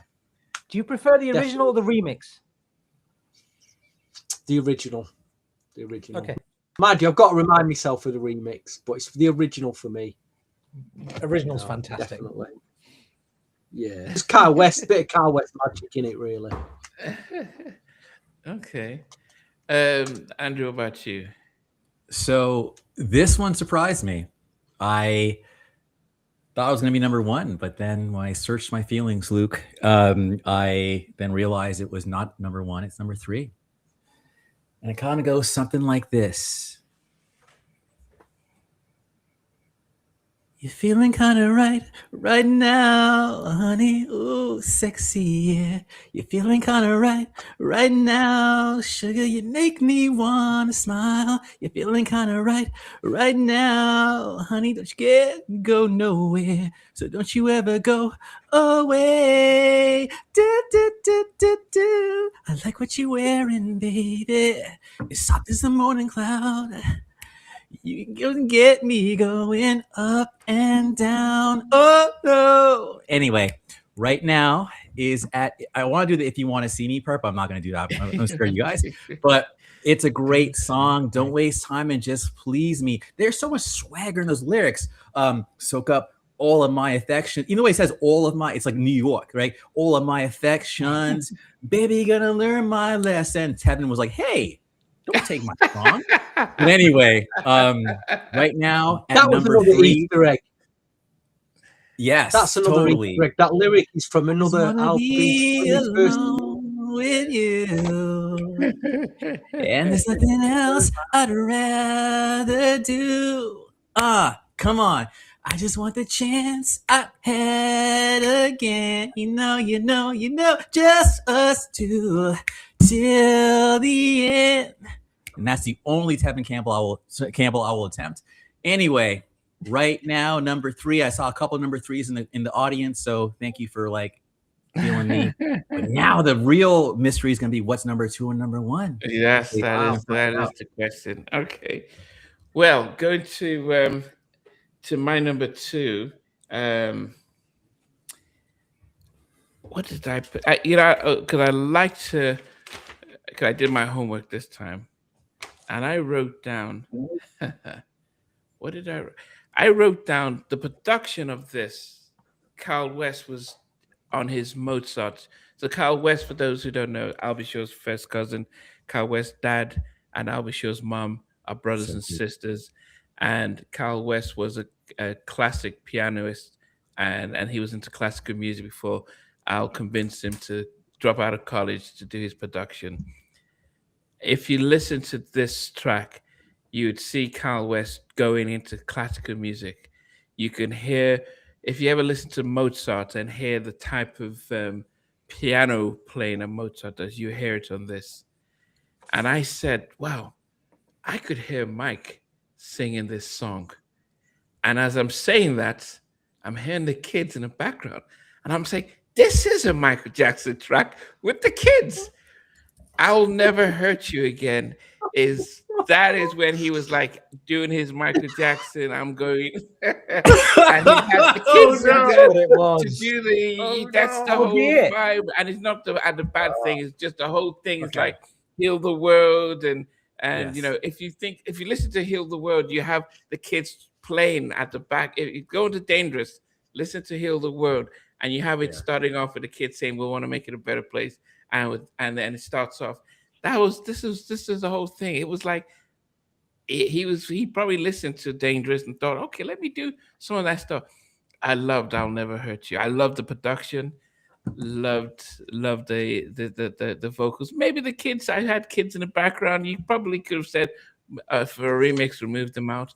But Yes. listen to it. Listen to the production. Just listen to Kyle West. It's beautiful. His It's amazing. production, the way he was just the strings. They almost like I'm going to do an orchestra on this track.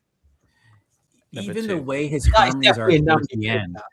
Yeah, like this, like da da da da da da. But towards the end, like it's just like it's even more Yeah, intense. And ding, ding, oh, ding, ding, ding. It just oh, goes climbing, and he uses, as I said, a very Mozart type of classical yes. stuff. It isn't just.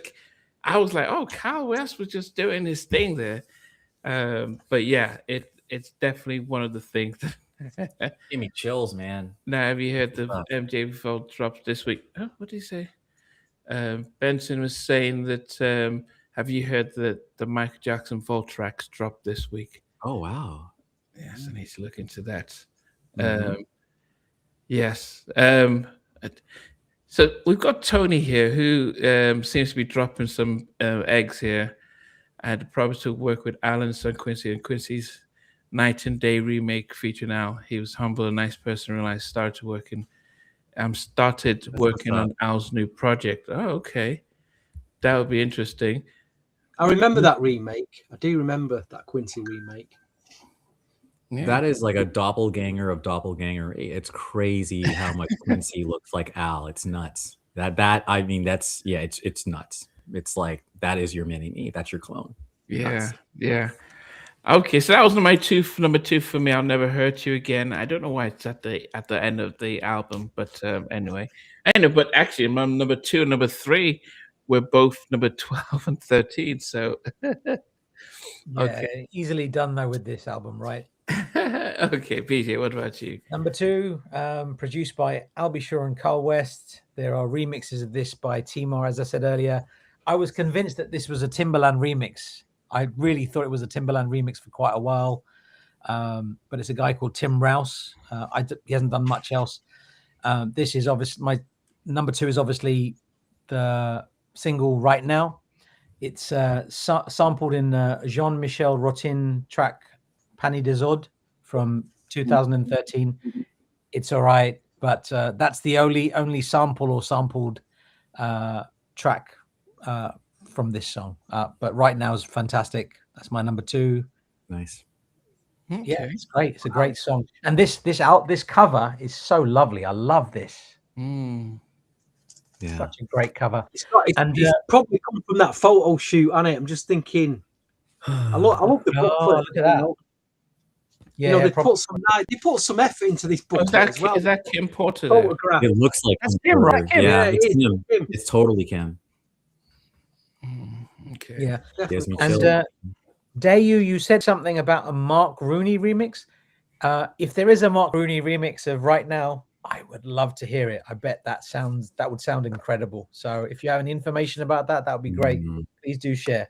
But the only remix I know is the one by Timar. So very good. My number 2 right now. Okay. Stevie, what's number 2 for you? This is the track that really surprised me and got really high up because Natalie was at dead cert for number 2. And I also feel this was the production. It's got a very funky, heavy kick. Reminds me of the Meters, the loop. I'm not sure if it is the Meters though. But it's almost like it's almost is it? Well, it is for me. This is like a Rich Harrison, A. Marie production, like 20 years before. You could say this started it. Never got any credit, but Turn You Out makes it to number 2 for me. Whoa, what a track! Big No, tune. in a Macaroni, boom, boom, boom. But it's that loop. That loop really gets me. And what they put over the top of boom, boom, boom. Yes. Like you say, Rich Harrison before Rich Harrison and A. Marie. Who's listed as a female vocalist on there? Because I wrote down Like her here on that it sounded like a Tammy Lucas type of how Tammy Lucas would just come in. It sounded like she was on there, but I'm sure she's not. But who is anyone credited for that? Any credits? Oh, that's one of the worst things. But the way she comes in, yeah, put it there. Mhm. I said, Tammy, look MJ, at- no, it's a no. That's recording engineer. Doesn't But say, just credits himself. at this time, he had discovered faith. Had he discovered faith in New? Because if he'd done a lot of this stuff in New Jersey, this is when he discovered faith in at a recording studio as a receptionist and got her on some of the stuff.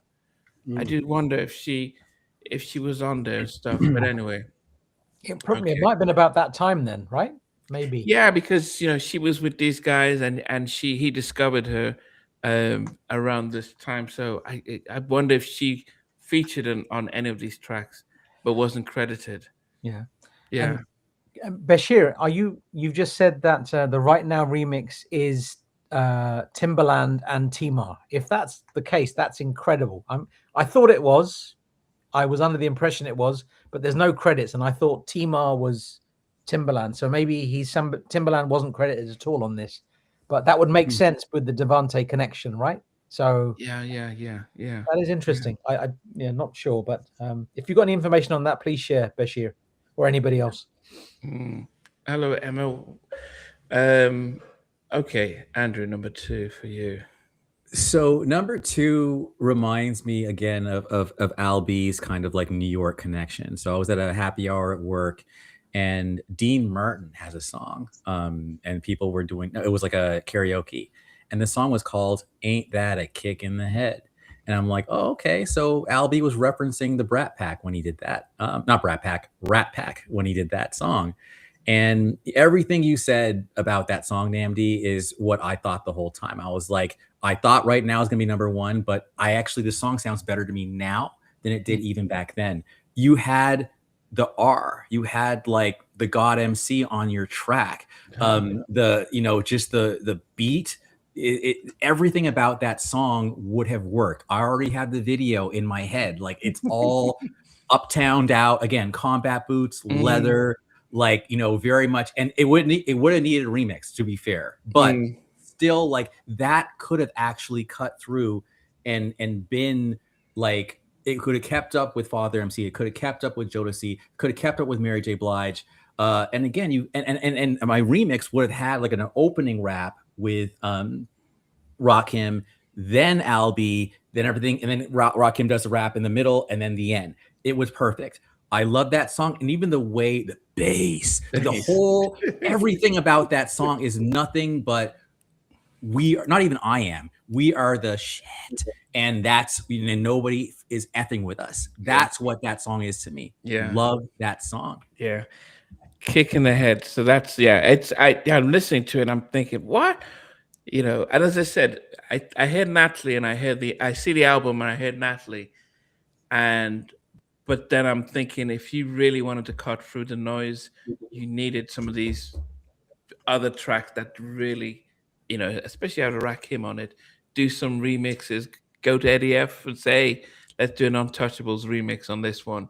It would have just been, I'll go back to Uptown, but yeah, that definitely would have been should have been the first single. I do wonder about the comeback. Would it have been like Getaway? Would it, Bobby Brown's Getaway? Would they have been different from that The video? visual, I'm sorry, but the visuals would have been akin to that, number one. Okay. And I forgot to mention too that even the voice, the way Rakim's voice is recorded, it just it booms. It's even more godlike sounding voice on that track. Yeah. It's anyways a missed opportunity in my opinion.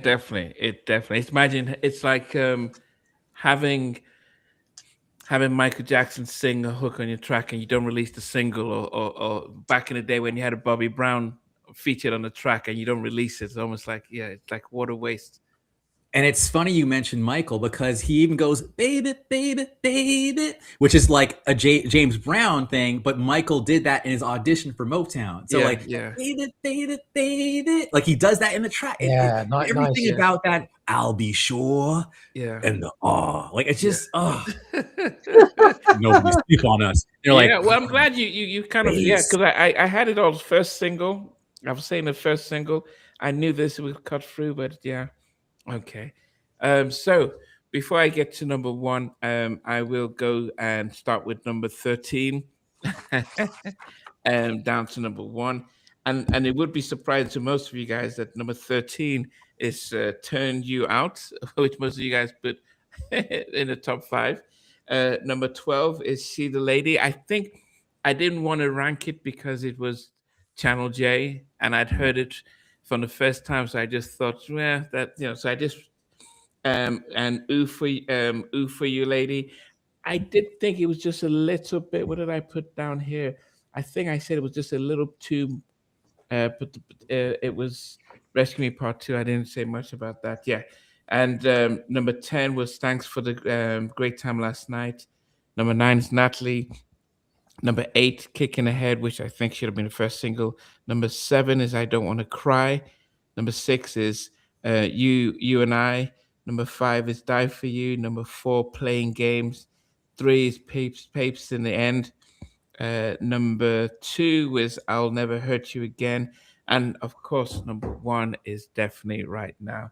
I just, oh goodness, I never get tired of that track. Never get tired of Carl West. You know what to do. Break it down, break it down. He sings it live on Arsenio with so much, just so beautiful. I'm like, wow. I think vocally, I'll be sure just vocally with that track, he just delivers as well as he does in Secret Garden. But I almost feel that this was his best vocal performance live. And the fact that I think what he doesn't get credit for, we always talk about Babyface as a songwriter or R. Kelly, but Albie Shaw writes all these lyrics, and I think it just gets missed completely that he's a proper songwriter. So yeah, Right Now, and Kyle West saying that I'll hear the track, and he says, "Man, let me write to this, and I'm going to release it." And my favorite song on the album. So that's me. VJ, on to Very you. nice, man. Very nice. Number 13, I'll Never Hurt You Again. This could have been number 1. My point is, it could have been number 1. You could turn my list upside down and it's fine. I'm okay with it. That's this album. So number 13, I'll Never Hurt You Again. Number 12 is You and I. I just wanted to share something about this song. It samples, it's sampled in the incredible Ninth Wonder mix called Blady May Beat 27. And if you haven't heard that and you like You and I, please listen to it. If you like hip hop, it's incredible. Ninth Wonder has sampled You and I and it's put it in there. Absolutely lovely. Number 11 is Die for You. Number 10, Papes in the End. Number 9, Ooh for You Girl. Number 8, Kick in the Head. Number 7, Thanks for a Great Time Last Night. Number 8, I Don't Want to Cry. Number 6, sorry, I Don't Want to Cry. Number 5, Natalie. Number 4, Playing Games. Number 3, See the Lady. Number 2, Right Now. Number 1 is a song that Namdi, you put very, very, very, very low down. Our lists are very much the polar opposites in that respect. My number 1 is Turn You Out. It's absolutely nice. I really like it. It features Slick Rick, Albie Shaw and Devante Swing on production duties. It samples the Meters Look of Love from 1969 and also Dennis Kofi and the Detroit Guitar Band Getting It On from 71. Number 1, Turn You Out. That's fantastic. Wow. Okay. Bit of ahead of its time, that's right. It's ahead of it production-wise, very ahead of its time. Loved it. I loved it.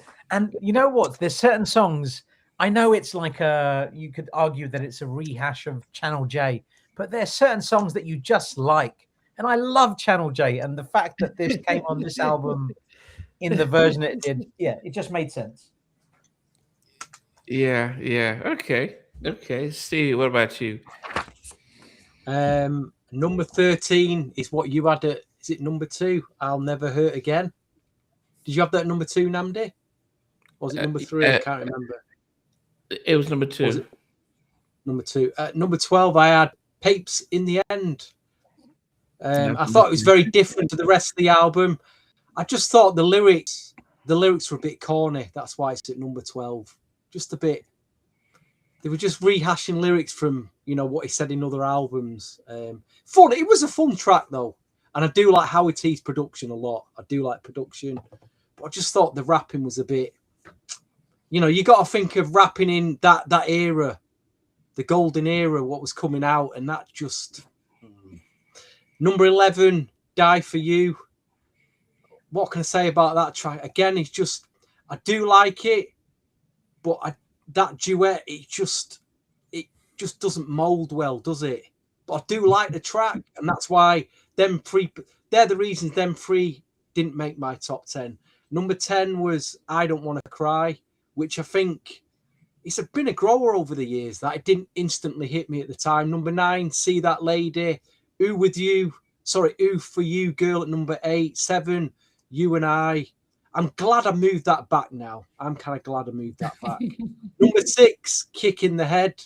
Amazing track. Number 5, Thanks for a Great Time. Very underrated. Number 4, Playing Games. Number 3, Natalie, which is a standard Albie style track. What you get from him, just killer. Number 2, like you say, Turn You Out, which ahead of its time. And number 1 for me, it's the best track. It's not even debatable. It is the best track on this album. I think this is classic Albie, Kyle West. The production, the breakdown of the production, the singing, the lyrics. It was the lead-off single. It's Right Now. Killer. And it's the only track, actually, from this album that made my overall top 10 Albie Shaw tracks. This made it number 2. That's how highly I rate this track. Number 1 was obviously Night and Day. I put this at number 2. So that's how I feel about this track. Wow. Yeah. I mean, Wow, yeah. that's big. Yeah, Right Now is definitely, yeah. Just that Kyle West production is just Yeah. Yeah. Okay, Andrew, what about you? All right. My number 13 sampled Poison, and now I understand why it sampled Poison, but it also sampled Just Can't Handle It. I remember reading that in the liner notes back in 92, 93, and when I heard this song after reading the liner notes first, I was so sorely disappointed, and it's the only one I skip without fail. And it is indeed Papes in the End. Sorry, fellas. I can't stand that song. Anyways, after that, sorry, I can't stand it. Like what? Albie? No. You know what? Sorry, it's like something off Fresh Prince of Bel-Air, isn't it? Yes, Like it's Fresh goofy. Prince of Bel-Air, really cheesy rap type of thing. Well, when did Fresh Prince of Bel-Air come out? What year was that? I want to say 89 or 90.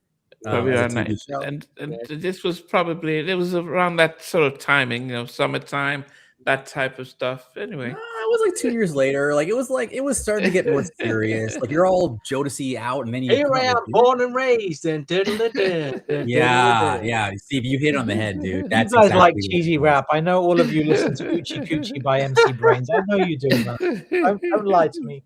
But that beat was dope though. Anyway, sorry. Number 12, You and I know it's a good song. Trust me, everything else is dope, but it was just a little more like, this is more like what you probably shouldn't be doing because that's more Jodeci's lane, but it was cool, whatever. Ooh For You Girl is number 11. I always was like, why did Chubb Rock say something about Don Cornelius and then say my chinny chin penis? I didn't get what, I don't want to hear that or whatever. So that was number 11. Now, number 10, See the Lady, Channel J. It's very, again, I keep saying Jodeci by Stevante, but it's just like the up-tempo Jodeci track. It fits right in with them. Number 9, Natalie. Great song, but just compared to the others, for me. Number 8, I Don't Want to Cry. Number 7, Playing Games. Number 6, I'll Never Hurt You Again. Again, it would be higher without the kids. Number 5, Die For You. It's just I love when he also goes, isn't it great when you love someone just as much as they love you? It's almost like, damn, dude, but it is. It's like, it's rare, but it happens, or something like that. Anyways, it's just I love that. Number 4, Turn You Out. So I'm with you, Veej. That song is just, there's something about it. I thought it would be higher, but it's number 4.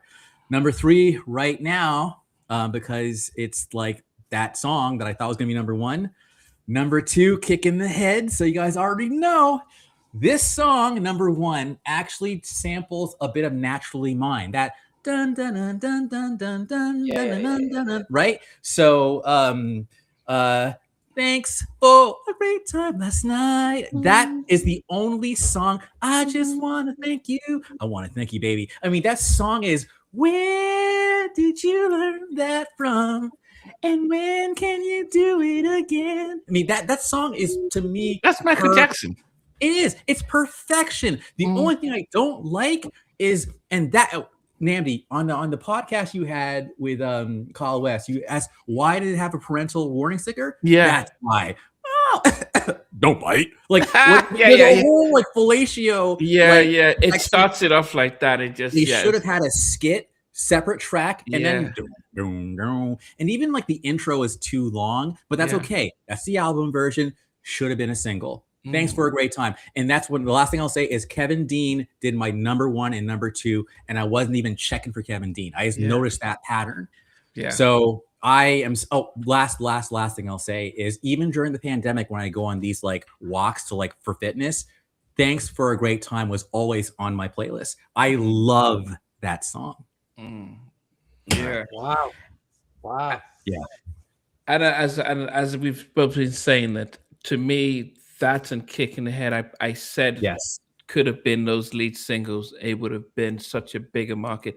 And everything I've written about them is Michael Jackson, because he had that vibe, the whole Michael vibe, and it's Warner Brothers could have really pushed that out, but they let the ball drop on that. But no, I can't fault you with that. Yeah, well done. Okay. Before we get to our ratings, VJ, do you have what was the community, what they rated as the So the number? combined list at number 13 from everybody that submitted a list. Number 13 was "I'll Never Hurt You Again." It is what it is. I'm just saying it. People put things where they put it. I haven't done it. It's not me. Number 12 is "Die for You." Number 11, Andrew's favorite song, "Papes in the End." Number 10, "Ooh for You Girl." Number 9 is "See the Lady." Number 8 is "Kick in the Head." Number 7 is "You and I."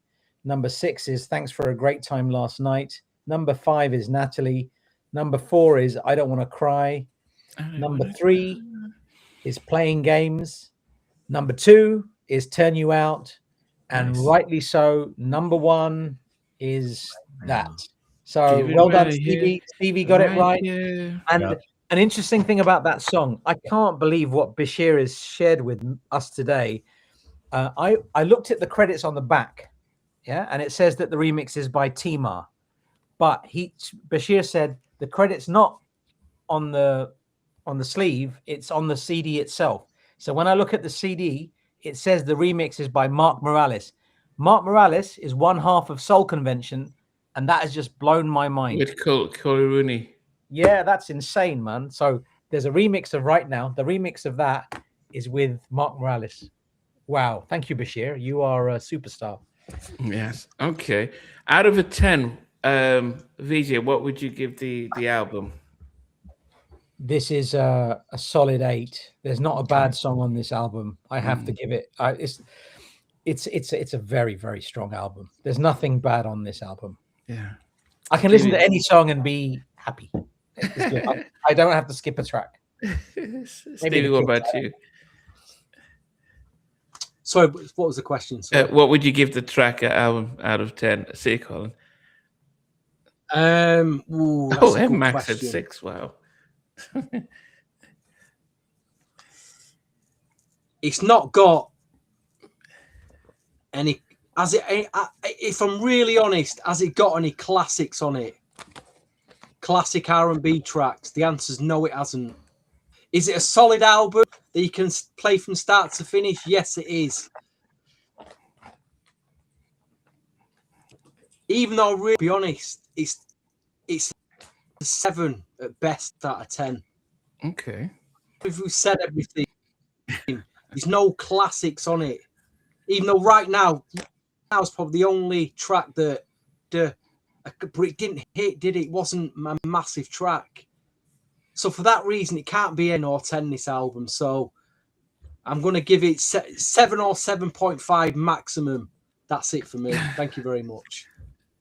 Roast me in the comments after if you want. But that's what I'm saying. How many classics are there on this album? There isn't any. Apart from Right Now. Right Now is up there. Andrew, what about you? What would you give it? Yeah, I think I'm biased. I think Stevie, when you called it kind of like kind of a capstone to like the New Jack era, like for me, I agree. I also lean more towards that style of voice than the more kind of like huskier voice.